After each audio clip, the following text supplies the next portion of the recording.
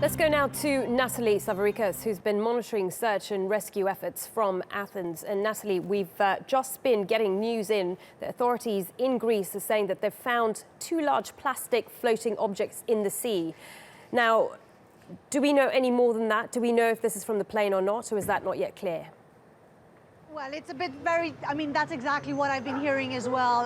The Greek authorities have been saying in their search to locate the missing aircraft, they have spotted floating objects in the sea, like southeast of the island of Karpathos, around 50 miles from there. And that's essentially basically where the plane kind of dropped from the radar, as the Defense Minister Panos Kamenos said earlier today in a press conference. We don't have much more at the moment. It's really just come out from the authorities here. We've also been hearing from the Defense Minister in the last few hours, and he's been making some interesting comments about what the plane's been doing. Tell us a bit more about what he's been saying. Yes, essentially, the Panos Kamenos, the defense minister, said that there were very abrupt maneuvers from the plane.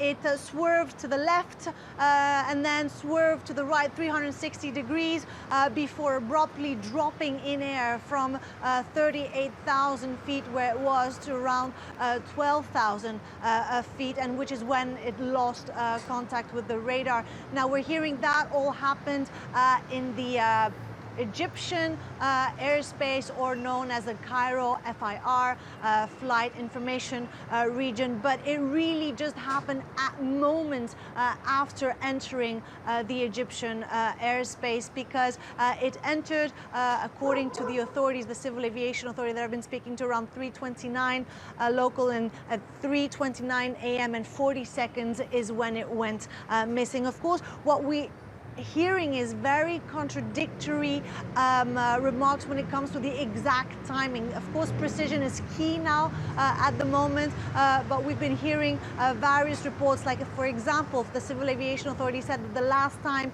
they actually had communicated with the pilot was at 2:48 this morning. He was sounding very cheerful and even thanked the Greek authorities in Greek before the Greek authorities tried recontacting him around 3:27 when they weren't hearing back. And although they repeated calls, they weren't hearing back. And that's when immediately they notified their Egyptian counterparts and started the process of the search and rescue.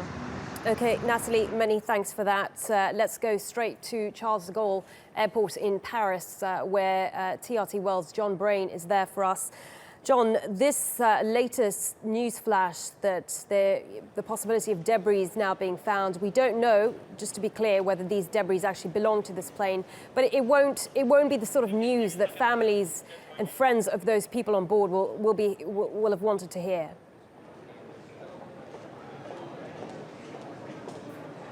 No, obviously not, and many of the families are here at Charles de Gaulle. We've just been down to the area where the next flight to Cairo is boarding, and there's some tearful relatives there who've taken up the offer to fly to Cairo. Others have been looked after in a hotel near here on the airport premises, which has been formed into a crisis centre, as they're describing it, and they're being looked after and given information as it comes in. The focus very much now on Charles de Gaulle Airport, as this was, of course, where the plane took off from, and there will be questions asked about the security here if this does turn out to have been a terrorist incident. Paris already on a heightened state of alert ever since those attacks in November, and part of the review of security involved this airport, and a number of airport staff had their passes revoked as it was considered not safe for them to be continuing to work here. But clearly more questions to be asked if, as I say, it turns out that there was some sort of terrorist device on board. No, indeed. And John, in the last hour or so, we've also heard from the French president announcing that they're going to launch an investigation into this disappearance of this aircraft. They've also announced that they're going to join that rescue effort. What will their involvement be? What will France's involvement be in all this? Well, in terms of the investigation, it's normal practice for the French prosecutor to open an investigation in circumstances such as this. Bear in mind, although every possibility is still theoretically on the table, sources here are already saying that a technical failure is unlikely. This aircraft has a very good safety record.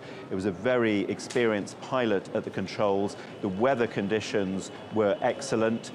So that, as I say, they are now fearing that a terrorist involvement, and in terms of the search, they've offered all help they can with searching for that debris. As we've been hearing, it's thought that some of the wreckage of the plane may already have been located. OK, John, many thanks. John there from Charles de Gaulle Airport.